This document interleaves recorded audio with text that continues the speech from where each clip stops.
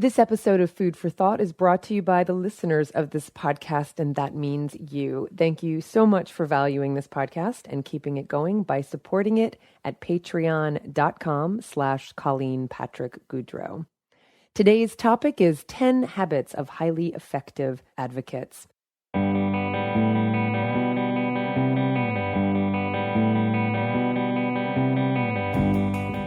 Welcome to Food for Thought, the place to explore, celebrate, and manifest a life motivated and defined by unconditional compassion and optimal wellness.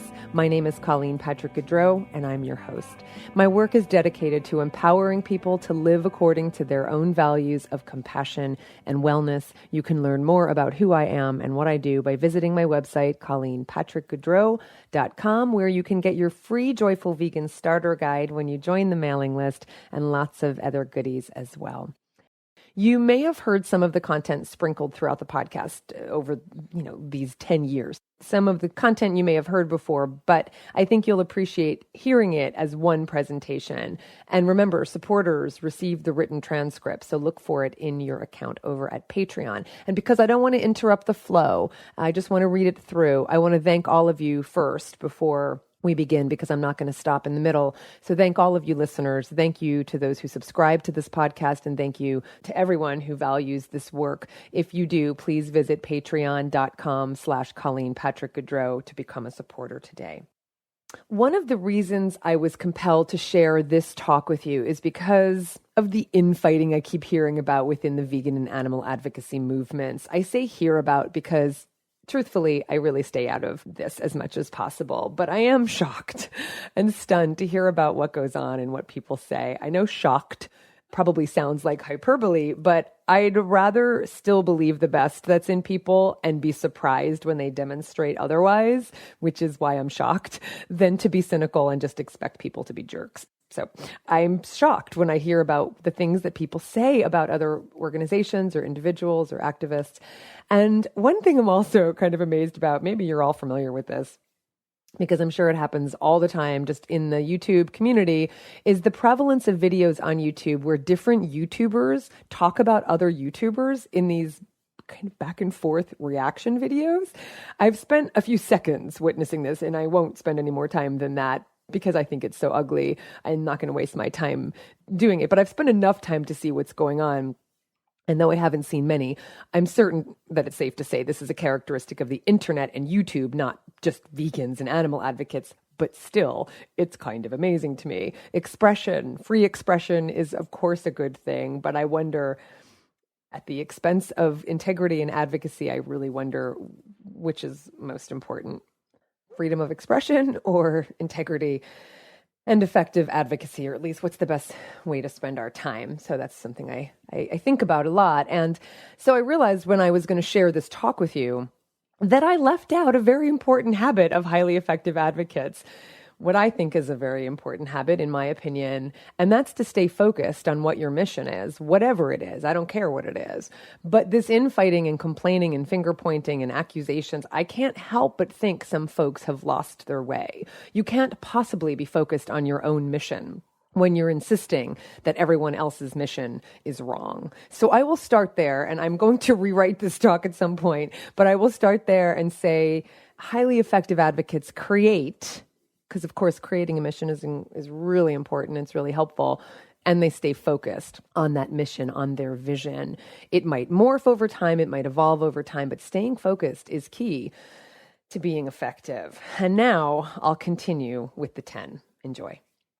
Okay, so you've heard this before. I'm going to start with my mission. The mission in the work I do is to empower people to make informed food choices, to be a voice for animals, and to give people the tools and resources they need to live according to their own values of compassion and wellness. My mission is also to inspire advocates to be the best they can be, the most joyful, the most effective, most articulate ambassadors of compassion, to help stop non-human animals from being systematically used abused, violated, and killed. My mission is to do everything I can to help us shift from the commonly held paradigm that sees non-human animals as ours to do with whatever we please to one that sees animals as ours to share this planet with, not as subjects of ours, but as cohabitants who deserve to be regarded as autonomous beings who have the right to their own lives, their own bodies, their own offspring, and their own self-determination. I've had the pleasure and privilege of witnessing and guiding thousands of people to experience this paradigm shift and manifest their deepest values in their daily behavior, i.e. become vegan. And yet I've never set out to recruit people to the vegan club, which is often how it's perceived and characterized by vegans and non-vegans alike, as if becoming vegan is some goal to attain, some club to join, some milestone to reach, some badge to wear. Highly effective advocates know it's not. Hence the number one habit of highly effective advocates. They know, they convey that being vegan is a means to an end and not an end in itself. Effective advocates know that being vegan is the means to the goal, and that the goal is unconditional compassion and optimal wellness, integrating all aspects of what that implies: physical wellness, spiritual wellness, emotional and mental wellness. The goal is to live in such a way that doesn't intentionally cause harm. The goal is to live according to compassion. The goal is not to live according to veganism.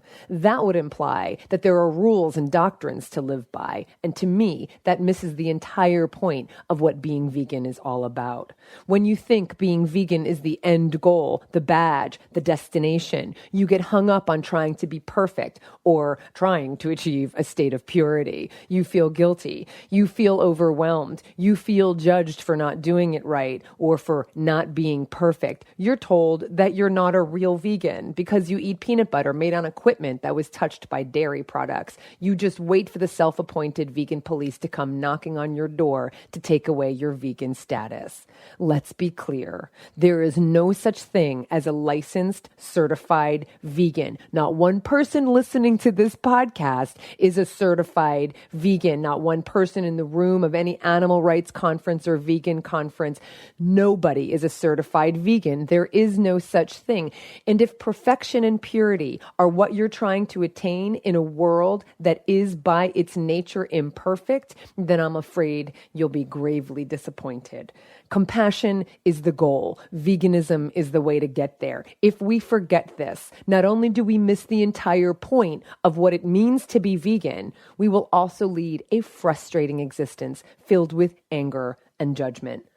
The problems animals face in this world aren't because of those people who strive to do the right thing but come up short through no fault of their own. The problem lies with those who do nothing at all, or those who do nothing at all because they think they have to do everything perfectly from the start. People do nothing when they think they have to do everything, which is completely self-defeatist and does nothing to help the animals. Highly effective advocates understand that perfection is the enemy of the good. Now, I don't know about you. You've heard me say this before, but I didn't look at this thing called vegan and say, now that's a club I want to join. It's going to cause disharmony in my family. It's going to separate me from the status quo. It's going to make me feel like an outsider at times. It's going to make me the butt of predictable jokes. It's going to make me the target of passive-aggressive quips, limit my purchasing options, and compel me to become an expert in nutrition, history, philosophy, world religions, anthropology, animal husbandry, ecology, and the culinary arts, but whatever, sign me up. Rather, there was a pivotal moment in which I realized that my actions weren't in alignment with my values. That once I became awakened to the realities of the violence that I was contributing to, my instinctive response was to stop contributing to that violence, the violence being committed on my behalf. i.e., I became vegan. I reflected my ethics in my actions. I removed the blocks to the compassion that was already deep inside of me, which leads me to the second habit of highly effective advocates. Highly effective advocates recognize and truly believe that non-vegans are compassionate. They're just not manifesting their compassion in their behavior. But I've seen too many vegans write non-vegans off as cruel and insensitive, and I don't think that's the whole truth about people. I don't believe people wake up in the morning trying to figure out how they can contribute to violence that day. I don't believe that's how it works.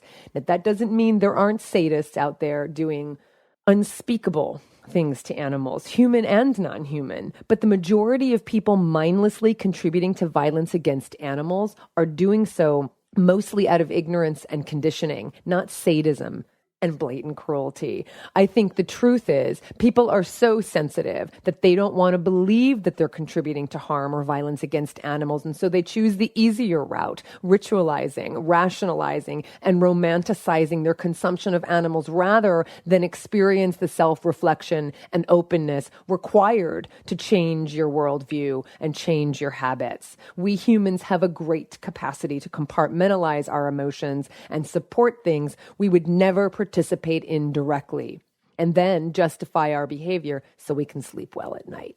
I know I did, but that doesn't mean the compassion isn't there. Before I became vegan, I was a compassionate person, but my compassion was blocked. Highly effective advocates know the compassion is there in the non-vegans we encounter. It's asleep, it's hidden, it's blocked, but it's there. It's blocked because of all the stories we tell ourselves and the stories we're told about the necessity of eating and using animals. We live in a culture that doesn't support us making the most compassionate choices. We live in a world that in many ways embraces animal exploitation and abuse and looks with suspicion and in some cases hostility upon those who oppose these things. We live in a world that tells us that compassion in children is sweet and desirable, whereas compassion in adults is sentimental, that there's no room for it in this dog-eat-dog world, that it's for suckers, that it's for sissies, as if compassion is the problem. What I know for sure is that the problems we face in our world are not because we have so much compassion we don't know what to do with it. The problems we have in this world are because people aren't living according to their own values of compassion and kindness. Highly effective advocates know this and seek to guide people to their own compassion. But they also seek to be compassionate themselves. The idea that only non-vegans compartmentalize their compassion is a false one. We're all taught to compartmentalize our compassion and reserve it for only a select few, mostly for those who look like us, who live like us, who believe like us, behave like us, and sound like us, doling it out as one would limited, scarce rations, as if exercising it fully and authentically would deplete us of it or waste it on the wrong people, quote unquote. And so we actually wind up rationing our compassion, and we all do it, even we vegans. We all decide who's worthy of our compassion and who it should be withheld from, who deserves it and who should be denied it based on who they are or what they do or what they've done in the past, using righteousness and ironically compassion as justification for intolerance. And so we make it conditional, pulling it out when someone meets our criteria of someone who deserves our compassion. And we wonder why the world is in the state it's in. Highly effective advocates know that as ambassadors of compassion, we need to raise the bar and give people the benefit of the doubt, expecting the best that's in them, realizing that when we do so, people rise to that expectation. When we speak to the highest in people, people respond with the highest that's in them. It's remarkable, and I see it every single day. Highly effective advocates know that the person they're speaking to is a compassionate person, and it's that compassion they speak to directly. Choosing the perspective that sees people as asleep rather than evil makes us better advocates, makes us better voices for those who have no voice. And part of the reason for that is because highly effective advocates remember that they too were once unaware of the atrocities they were contributing to. And that brings us to the third habit of highly effective advocates. They're humble. They remember their own story. It's imperative for those of us who've already become awake to remember where we came from, to remember that we too were once asleep. Perhaps we made stupid jokes. Perhaps we said silly things and defended our behavior. Perhaps we said, I'll never be vegan. Perhaps we made fun of vegans. The point is, if we remember our own story, we'll be less inclined to be self-righteous when we encounter people who are not where we're at. In forgetting our own stories, our own process, we lose our humility. And in doing so, we risk becoming arrogant and self-righteous. Not a great formula for remaining joyful or demonstrating compassion or attracting people to a compassionate way of life. Highly effective advocates are humble. We know we're no better than anyone else for being vegan, but we know we're better than who we used to be. One of the easiest ways to remember our own story is by practicing the fourth habit of highly effective advocates, which is to find common ground. Highly effective advocates make connections rather than create separations. Highly effective advocates find common ground with people who may, on the face of it, seem like the enemy or the opposition. They find common ground and build from that common ground, choosing to stand together against violence rather than stand against one another. And that's a great strategy for dealing with disagreement in any relationship about any issue, but it's not easy to do because you have to be more willing to find resolution than you are eager to be right. You have to be more willing to solve the problem than you are anxious to win the argument. The question highly effective advocates ask themselves every single day, every moment when they're encountering someone is, do I want to be right? Or do I want to be effective? Highly effective advocates know that people are surprised and relieved to hear that vegans had a pre-vegan life. So a helpful response when people say things like, I love meat, I could never give up cheese, is I did too. I loved meat. I didn't stop eating meat because I stopped liking the taste. I stopped eating it because I realized it was made of animals, tortured and tormented animals. Not only will you be finding common ground with people, but you're also practicing habit number 3. You're remembering and reinforcing your own story. Just saying to someone, I used to think the same thing. I totally understand. I can totally relate is incredibly effective and incredibly kind. If people find ways to identify with you, then they'll be more inclined to consider the changes they need to make themselves. Highly effective advocates understand that creating common ground is all about communication. In fact, the word communicate is built from the word common. It literally means shared by all. And I love that because this issue is not me against you, vegan against non-vegan, my moral superiority over your moral superiority. It's about all of us being against violence and cruelty. That's a value shared by all. It's about all of us being for the dissemination of truthful, unbiased information about what makes us thrive and be healthy. That's a value shared by all. Ambassadors of compassion and highly effective advocates find that common ground and recognize that everyone's a hero in their own story. Approaching someone with the presumption that they too care, that they too are compassionate, means not only getting at the truth in general, but helping others tap into their own truth about themselves. From there, in agreement on common ground, you can only go up. Meeting someone on the common ground of compassion not only has the potential of awakening and heightening their own compassion for animals, it also has the potential to awaken and heighten our compassion for others, regardless of where they are on the continuum of wakefulness. Because highly effective advocates know that compassion is unconditional. The fifth habit, in fact, of highly effective advocates. In other words, if I profess to be a compassionate person, it doesn't mean I get to be compassionate only to those I like or who agree with me. It means I have to strive to be compassionate toward everyone. That's the thing about compassion. It has to be equal opportunity or it's not compassion. It's not authentic. It's easy to be compassionate towards like-minded people. The challenge is choosing to have compassion towards those with whom I disagree. Compassion isn't compassion unless it's felt for everyone, the guilty and the non-guilty, the kind and the unkind, the good and the evil. Authentic compassion is showing compassion for those who are unlike me or who disagree with me. And yes, authentic compassion means having compassion even for those who are not compassionate. But know this, practicing unconditional compassion does not mean you're a martyr or a doormat. It doesn't mean you accept rude behavior, betrayal, violations, systemic injustices, downright cruelty, and personal and criminal offenses.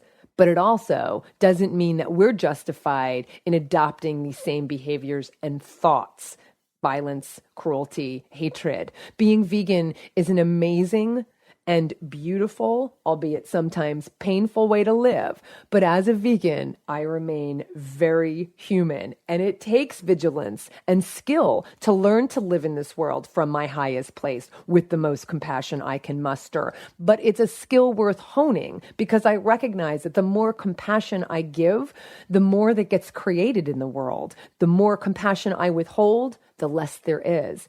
Likewise, the more violence, and that includes thoughts, I put out in the world, the more violence I create. The more violence I withhold, the less there is. We might feel justified in hating or resenting or judging people who support or commit violence against animals, from meat eaters to slaughterhouse workers to hunters. But in terms of efficacy, what purpose does it serve? We can put them in a box called awful or despicable or evil or monster and sundry other names that highlight our disgust. But the fact is, these people are anything but monsters. They are, in fact, quite human. Having a mindset and social support that condones killing animals is actually quite human. And if we see them as anomalies of human nature, we miss the opportunity to understand how to reach them. Seeing them as monsters enables us to write them off, and that's easy. Seeing them as human means we have to confront the very nature of who we are as human beings. We can't have compassion on our lips with hatred in our hearts for our own sake and for the sake of the animals.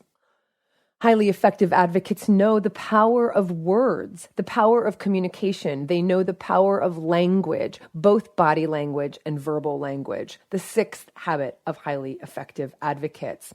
Now, I don't know if you've ever noticed, I think you probably have, but sometimes as a vegan, or at least I will tell you as someone who is vegan, sometimes we get pushback. Sometimes we get hostile comments. Once in a while, you get defensive reactions. Sometimes you get passive aggressiveness. Sometimes aggressiveness. Occasionally stupid jokes. And always questions, questions, questions. If we don't think communication is a skill we need to learn, unless we want to hide ourselves away from society altogether, we're never going to shift the paradigm. Communicating effectively means finding our own voice and expressing ourselves, our desires, our needs, our wants, our values in a way that's productive, effective, truthful, and compassionate. It means knowing the difference between using words that provoke thought and words that provide shock. The former shifts paradigms. The latter exists for its own sake.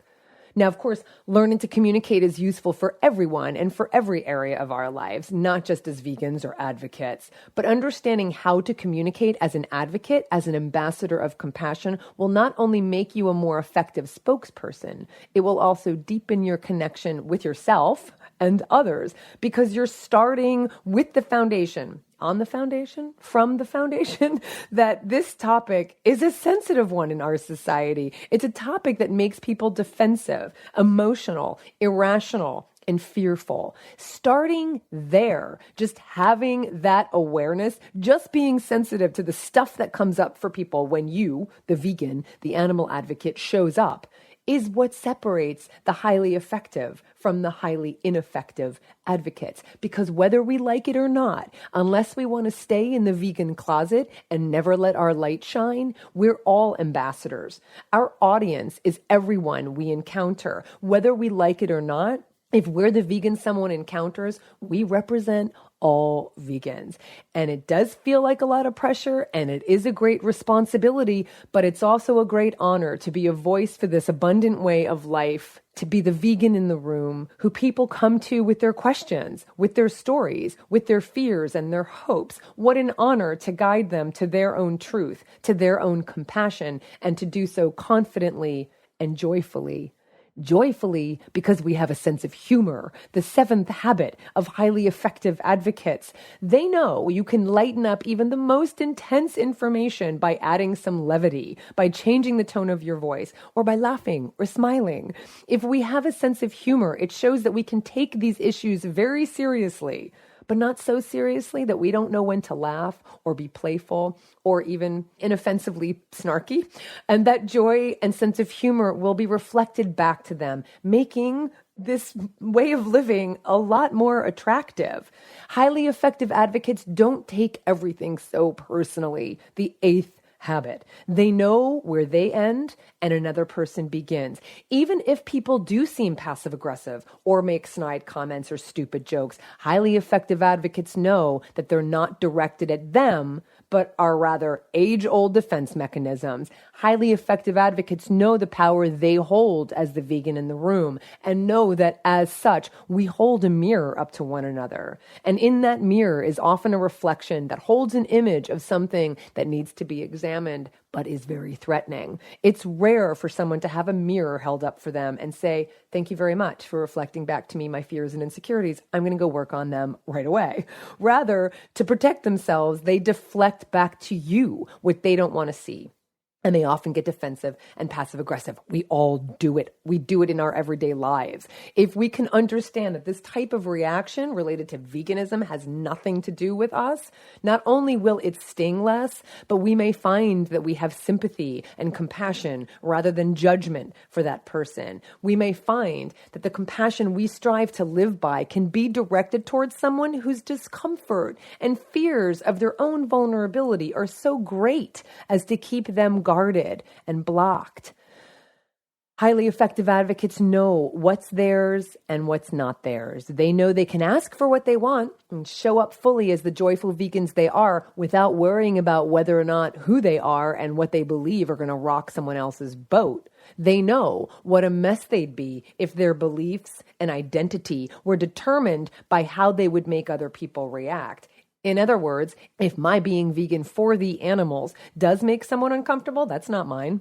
Whatever someone does with my values is not mine to worry about. Now, that doesn't mean it gives us license to be demanding or rude or ungracious, but it does mean that we need to speak our truth without being overly apologetic and self-effacing and without being attached to what that truth will do to other people. That's because highly effective advocates practice the ninth habit. They plant seeds and remain unattached to how and when and if those seeds germinate. I started off by telling you my mission, and you hear it every time you listen to this podcast. And as you heard, my mission is not to make people vegan or change others' minds. If those were my intentions, I would fail every single time. It's not in my power to make anyone do anything. All I can do is speak the truth and trust that it will inspire others to act on their own values. That's why I don't ever say I convert people or recruit people. I inspire and empower.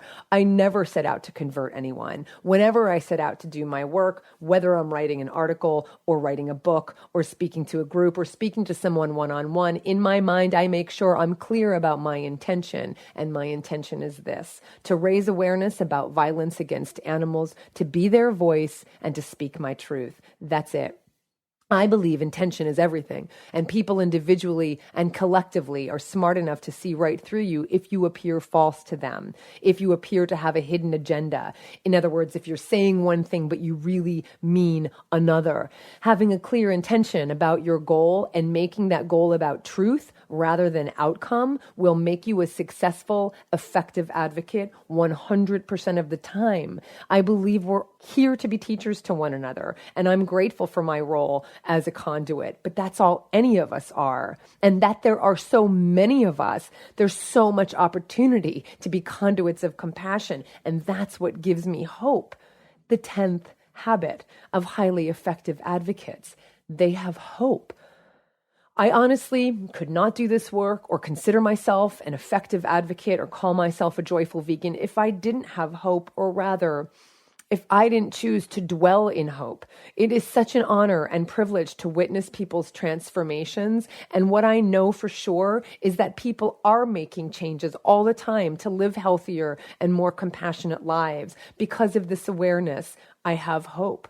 What I know for sure is that veganism, i.e. living compassionately and healthfully, is more mainstream than ever before. Because of this awareness and my focus on that awareness, I have hope. What I know for sure is that more people, and not just vegans, are speaking up on behalf of animals, on behalf of truth, more than ever before. Because of this awareness, because of my focus on this awareness, I have hope. My hope is that we embrace our unconditional compassion and express it unapologetically and at full throttle and expect others to do the same. And though the problem isn't that people wake up in the morning trying to figure out how they can contribute to violence and suffering, the problem is that we don't wake up in the morning wanting to create as much compassion, as much peace and nonviolence as possible. If they were on our to-do list every day, imagine what we could accomplish. Imagine what our world would be like.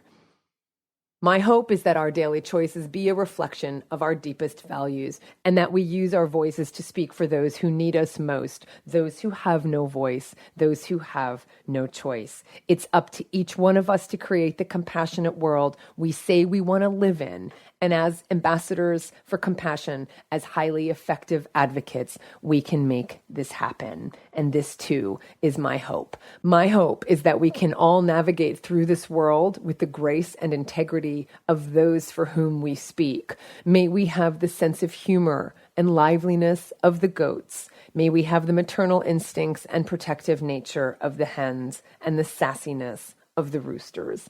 May we have the gentleness and strength of the cattle, the wisdom, serenity, and humility of the donkeys. May we appreciate the need for community, as do the sheep, and choose our companions as carefully as do the rabbits. May we have the faithfulness and commitment to family of the geese, the adaptability and affability of the ducks. May we have the intelligence, loyalty, and affection of the pigs, the inquisitiveness, sensitivity, and playfulness of the turkeys.